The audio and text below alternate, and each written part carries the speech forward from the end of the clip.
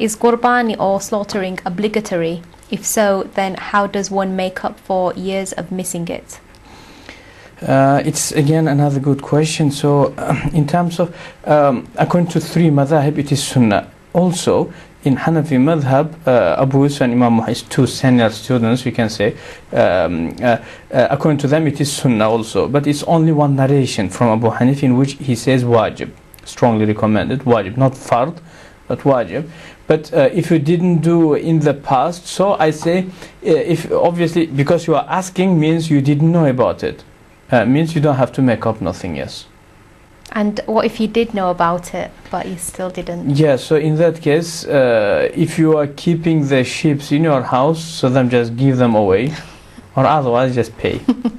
Yes, pay. Yes. Okay. So to the people who poor people who can maybe use it for the like food and etc. Yeah.